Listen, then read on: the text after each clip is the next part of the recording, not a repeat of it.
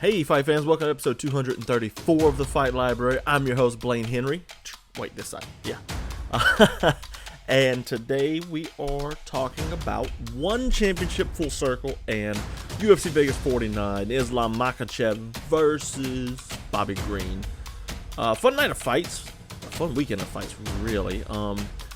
But yeah, we get into all of it. Don't worry about it. Yeah.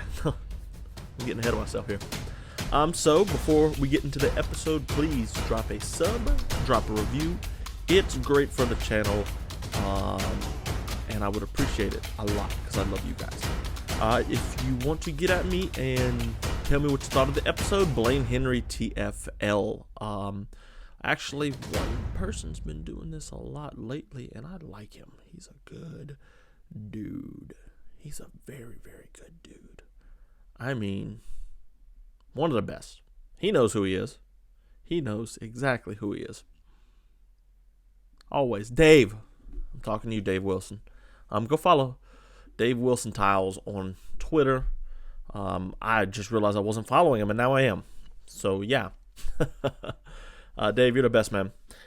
Let me know what you thought of fights, Dave. Shoot me a message or something.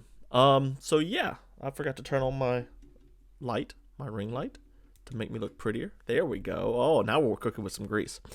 Anyways, so if you want to support the podcast even more, get in on some extra content, you have Patreon. For $5 a month, you've got new content every Monday. Something new just for you. And the longer you wait, the better the value gets for sure. But why don't you support me now? $5 is not much. You can afford that. I know you can. You got it. This week, I'm talking about Joe Louis versus Max Schmeling 2. Little history podcast episode that I think everybody will enjoy. So, yeah, let's go ahead and dive into this episode. So, first off, let's talk about one championships card. One full circle. It's a very fun card. I'm going to talk about the two title fights on this card here, and yeah, that's what I'm going to do. So, first off, we're going to talk about Roman Kryklya, I can't even say his name, and then Murat Aygun.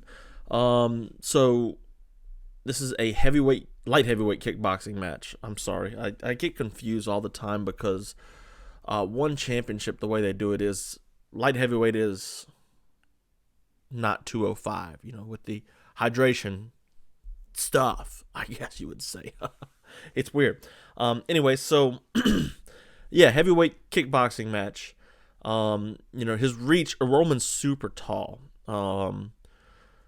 He's like, I think he was like 6'5". He has a long reach, and very early on, you can see Murat Aygun had problems with the reach. He's using his range to keep him at bay, and that would pay off through the whole fight. So Murat, he's just throwing shots, and he's having a hard time getting in, and that's part of having a reach advantage and utilizing it. Something like Stefan Struve didn't do well. He had this giant reach advantage, and he never used it. Well, Roman used it a lot this fight. He uses his jab, he uses his cross well, and it paid off. So as Murat's dipping to the left, Roman kind of just knocks him down. And I'm thinking, this is MMA, and he's going to get on him and ground him back. It's kickboxing. And the ref starts counting. I'm like, oh, yeah, that's right. So Murat's on wobbly legs, and there's not much you can do about it. After the count, Roman comes forward, throws a right body kick, and knocks him down with a couple more shots as he's bending over. The right body kick did the trick. It was absolutely gorgeous. I mean, beautiful. So yeah, it was a good win for Roman. He defended his belt, and I think he'll defend it for a good while to come. I mean, he's been in one. Let me see. I'm gonna pull it up. One championship full circle on Tapology, of course, because we be repping Tapology. Ukrainian guy got the win too, which is super. I didn't know he was Ukrainian, but that's super cool because of what's going on over there. So yeah, he's beat Murat. He's been in one forever. He comes in 2019, wins the vacant belt. So he's got 3 title defenses.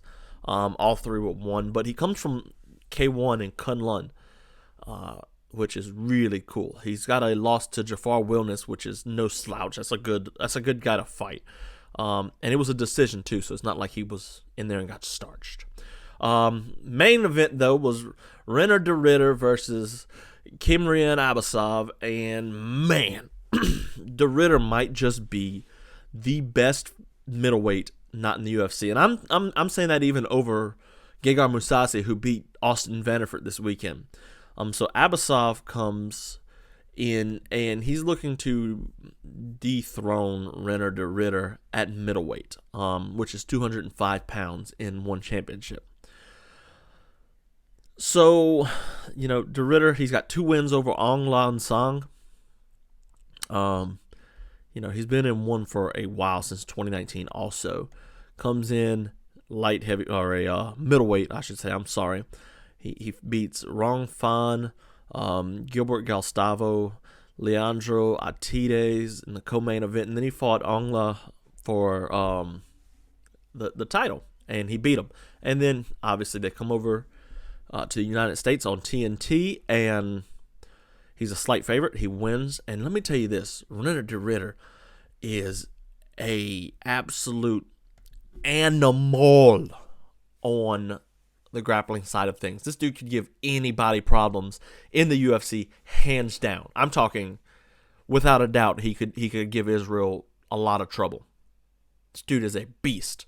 So, like, straight off the bat, De Ridder's going for the body lock. He's going for the body lock and gets Abasov to the ground and just gets into side control immediately. And what he did was Abasov throws this overhand right, just real big looping punch, which you don't want to do to grapplers. You want to keep her straight on the end of your punches. But Abasov doesn't do that. And instead, he throws a big looping punch, and Ritter goes, whoop, whoop. And he's got the gable grip and stuff, and it's super tight.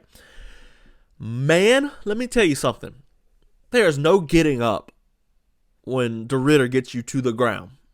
He really is terrifying, honestly. So he's, stepping over for the armbar. It's crazy because this guy, he does a good job of not just, how would I put this? He's not just going to sit on top of you and wait for you to make a mistake, okay? Reiner De Ridder is going to make openings. So he mixes in ground and pound and submission attempts beautifully. It's like, oh my gosh, it's amazing ground and pound. It's amazing grappling on the ground. It's something that we don't really, you see it from Khabib and stuff. You see it from all these, like Islam, who we're going to talk about in a little while. But you don't really see it like De Ridder does. And as much as I hate the commentary from one championship from time to time, they get obnoxious. But he brings a good point here. This guy's from Holland, where kickboxers are, the thing. Crazy, right? So yeah, De Ridder, he goes in, he steps in, and the bell rings, and we started on the feet again, right? So what does De Ridder do in round 2? Immediately gets to the clinch, immediately gets a trip, and he ends up in full mount. Elbows from ground and pound. I mean, the dude, he's just like piecing up Abasov. It's not even a close fight, honestly. And Abasov's coming up from welterweight. He's a smaller guy, so the wrestling's even easier for De Ridder here, just with the size advantage. Elbows, ground and pound. He's always moving. He's always creating openings for strikes and submission attempts. It's not, how you would say, he's very active on the ground. Nobody would stand him up because he's always moving, always changing positions. It's beautiful. It really is. If you haven't seen De Ridder fight yet, you really need to. Go watch Abasov. It's a fantastic fight. So, round 3, Abasov survives a little bit longer, but eventually gets to the fence. And De Ridder, he gets to the single, gets the fight to the ground. He kind of drags him to the ground. And it was, I forgot, let me rewind for a little bit. At the end of round 2, De Ridder has an arm triangle in there. And it's deep, like the dude's about to tap out. Bell rings, Abasov taps. Whoa, right? Whoa, right? Except for the fact that the bell rung and he's still alive. So, man, Abasov has to go back out there after tapping. It's kind of psychologically, kind of mess with you a little bit, right? So, yeah. Round 3, De Ridder, he gets the single leg and almost immediately gets the arm triangle. Abasov taps out. He's like, I'm done. So, yeah, Reiner De Ridder defends his belt, and he's going to defend it for a long time, man. You don't see many one championship fighters going over to the UFC. They kind of keep them because the one championship sees them as a direct competition now, not, it's part of parcel of the way things are. So, yeah, I don't think we'll see him in the UFC for a while. They're going to keep him locked up in contract because the dude's good. He's one of the best in the world. So, yeah. So, UFC Vegas 49, Islam Makhachev versus Bobby Green. I was looking at this card going in. I was like, man, I really don't care about this card. The main event sucks. It was supposed to be Darius, and I was kind of let down. But the more I was watching, looking at the tapology and stuff before the fight, it was kind of like, oh, well, yeah, I could watch Ignacio Bahamondes. I could watch Bahamondes. Terrance McKinney, yeah, he's good, man. I'll watch him. Arman Tsarukyan, yeah. I gotta watch them. So the more I got into the looking at the card itself, the better it was. Now the co-main event was Wellington Turman versus Misha Serkinov, and that wasn't that good of a fight. I mean, Turman got, it wouldn't get good of a fight on paper. Turman gets the win. But yeah, so I wasn't excited, but after watching some of the fights, I was very excited. But let's talk about Islam Makhachev versus Bobby Green first. That's really what people care about anyway, right? So, yeah, it's Islam Makhachev. I mean, what more can you say? The dude's good. Very good. And we saw this with his last 2 fights. Who was it? Dan Hooker. And there was one more before that. I forget who it was before that. The dude's 22-1. Goodness gracious. Oh, Thiago Moises. Don't kick Islam Makhachev. Don't do it. He catches the kick every single time. Dan Hooker kicked him, caught the kick, took him down. Moises, same thing. Drew Dober, I believe it was the same thing. I don't remember quite. But yeah, don't kick him. And Bobby Green, guess what he did? He kicked Islam Makhachev. He kicked him. I don't get it. Like, do these guys not watch tape? The dude's fast. He catches kicks, and he puts people down.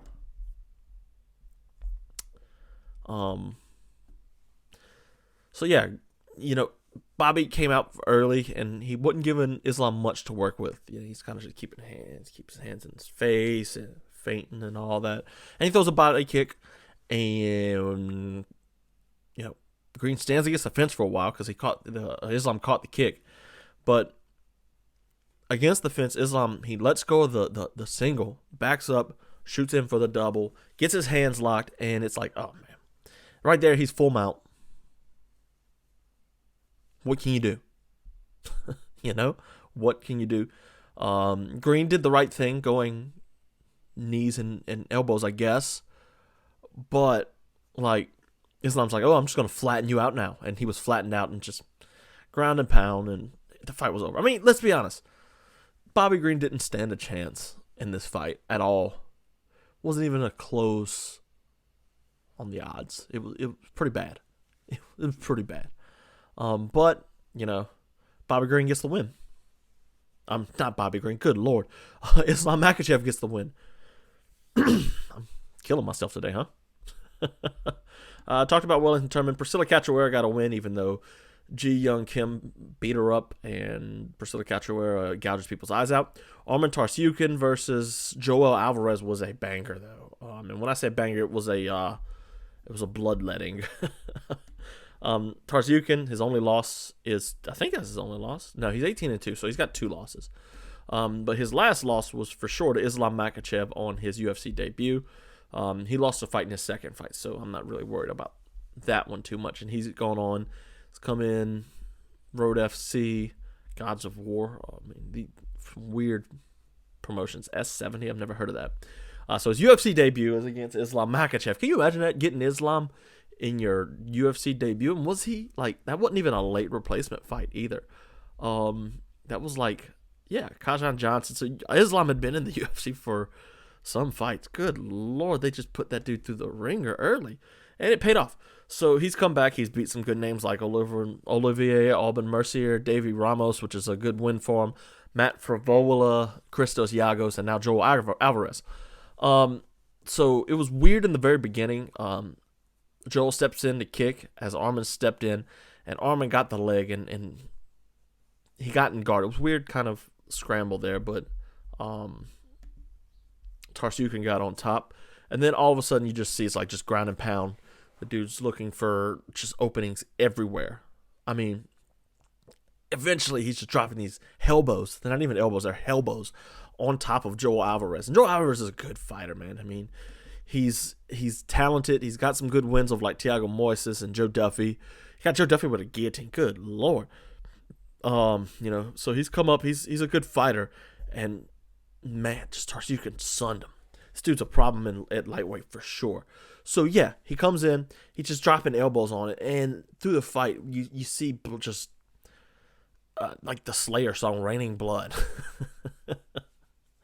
I mean, I don't know, it's just brutal, one-sided, and I don't know how he survived, but he survived the round. The doctor comes in, oh, it's not that bad. He has this massive cut on the bridge of his nose, and gets into the second round. Okay, we're doing this. Sure enough, shoots a double. Arman does, Tarzukin does, and gets inside control, elbows, and he's almost got him in a crucifix. And that's just like, man, Joel's just got no shot at this. It really is just one-sided. And sure enough, ref calls the fight off. Good call. Arman Tsarukyan's going to be a problem lightweight. Will he beat Islam Makhachev or whoever? Probably not, but it'll be a good fight regardless. Next fight on Priscilla Cachoeira we talked about. Tarzukin, Petrosian, and Gregory Rodriguez was a fun fight. But what I was really looking forward to is Ignacio Bahamondes. So if you remember Bahamondes, he was beating the living daylights out of Roosevelt Roberts. He comes in off Contender Series, loses to McDessie split decision early in 21, and then he's beaten up Roosevelt Roberts, and then at like the buzzer, the wheel kick knockout. It was beautiful. Well, he fights Rong, the Chinese guy, and it's one-sided. So first of all, Bahamondes looks like Brandon Moreno's big brother. It's kind of funny. But this dude, Bahamondes, he's switch hitting, southpaw to orthodox, southpaw to orthodox. It was beautiful. He's quick with the jab. Pap, pap, pap, pap. He's good for a lanky. That's real good for like a lanky fighter. This dude's like super long. He's got like a small little torso with super long arms. It's pretty funny. But like he's going in there. He's just firing quick jabs. He's switching from orthodox to southpaw, which really confuses a fighter like Rong, who sticks to one stance. He's used to fighting one style, and we see it with like fighters like Sean O'Malley in the UFC. But like if you really want to watch good switch hitters, go over to boxing and watch Terrance Crawford and Vasily Lomachenko, or go watch Marvin Hagler, old Marvin Hagler, and Roberto Duran.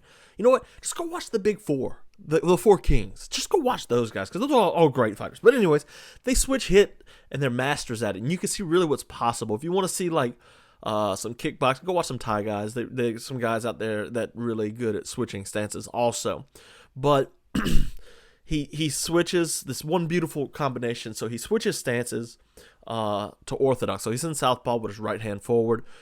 He switches to orthodox, and he lifts his lead knee as if to throw like a teep. And then it's really a feint. And he throws it down and he throws a calf kick. Oftentimes we'll talk about like how people use the calf kick to nakedly, I guess you would say. Like they just throw the calf kick, Hey, here we go. Here's a calf kick. But you need to set him up, and you can see with this Bahamondes fight, the dude sets him up with feints with his hands and his jab, and like even with his feet. So like in boxing, if you want to set up a thing, you got your hands to feint with. But in like kickboxing and MMA, you can set up different types of strikes. We'll see like the overhand right come in off of a level change takedown, or the calf kick coming in off of a knee feint. So there's going to be a big change in mixed martial arts eventually. I don't know when, but eventually, where people start to actually set up their calf kicks. Because we're going to have to figure out, first of all, people are going to start checking calf kicks. And we're going to see broken legs. Again, like Chris Weidman, Conor McGregor, and Anderson Silva. So when they start checking it, we're going to have to be like, man, it's still a useful tool. How do I use it? I'm going to set it up with feints. And that's what's going to happen. Watch it. Bet your sweet money on it. I don't know when, but it'll happen. So round 2 was a much better round for Zhu. He comes in firing. But Bahamondes on his back foot, he's still good. He's still popping his jab, popping his cross. And eventually that slows down Rong Zhu because it's like, man, I can't get in on this guy. And the dude, Zhu's cool, man. He's got pink hair. He's sticking his tongue out and stuff. So round 3, Zhu shoots a single off the bat, and Bahamondes gets the overhook and peels him off. I think he got a takedown in, what was it? He shot a takedown. It was round 1. I'm sorry, I had to check my notes. It was round 1. He shot the takedown, and Bahamondes stifles the takedown, but he ends up on top in the guillotine. This dude isn't a bad grappler. So round 3, Zhu shoots a single. Ends up against the fence. Bahamondes, he's trying to lift his leg, or Zhu's trying to lift Bahamondes' leg, and he's against the fence, and Bahamondes grabs the whizzer, peels him off, and just shoots in on the hips again. This was the takedown. Bahamondes gets taken down, actually, by Rong Zhu, and you can see he's got the butterfly hooks in. It's where he's got his foot on the inside thigh and his knee sticking out. Kind of looks like a butterfly. And he posts his right leg. Yeah, he posts his right leg, leans to his right, and uses his other foot to lift and gets the sweep. It was beautiful. I loved it. And then, Zhu, he's desperate at this point. Shoots in a lazy takedown. Bahamondes gets the neck, and he chokes out Rong Zhu in round 3. Good fight, though. Bahamondes, he's a guy I'm going to watch all the time in the future. And, so next on the card, who was it? Jonathan Martin. I didn't really watch many of the other fights except for Terrance McKinney and Fares Ziam. So Ziam's a good fighter. He's a really good guy. He's been in the UFC, I think, for a little while now. Let me see. Yeah, he's got a win over Luigi Venturamini. Jamie Malarkey he beat, lost to Don Mage at UFC. So he's been in the UFC since 2019. McKinney made his UFC debut against Matt Frivola in 21. Hurt his knee, so he was out for a little while. But that Matt Frivola, you probably don't remember that fight because it was a 7-second knockout. So this dude's got hands, right? He comes in against Fares Ziam. Ziam kicks, and the first thing McKinney does is go for the leg. What? Okay, so this guy can knock you out in 7 seconds. And then he's going to take you to the ground. So he goes to the ground. It's crazy, though. Ziam goes for the back. He got himself out of position. So a better grappler will take advantage of that there. But Terrance kept going through. He passes quick, man. I mean, he was really, really quick with his transitions. And he gets the half guard, which is where you want to be. Full guard, they can defend. They can hold you down. Half guard, they can't go anywhere. You can kind of control them a little bit better and get off better shots. So we're in half guard. McKinney grabs the Dagestani handcuff against the fence. It's beautiful. He's taking that post. You got Fares posting up on his arm. McKinney's grabbing it, pulling it away. And then next thing you know, it's he gets on the side a little bit, and McKinney's like, I'm just going to grab your neck, bro. Grabs his neck, chokes him out. So 2 straight wins in the UFC for Terrance McKinney. That's awesome. Anyways, guys, that's going to be it for today. I hope you all enjoyed this episode. If you did, drop a thumbs up. Help me game that algorithm. I think I'm going to buy a new webcam, so maybe not Wednesday, but the next show it'll be a little bit better quality. That'd be pretty cool. And one day I want to get a little green screen behind me so I can put some comics up back there too. Again, follow me on Twitter, Blaine Henry TFL. Patreon, if you want to support the podcast, it would be greatly appreciated. $5 a month. It's awesome. Some cool stuff coming.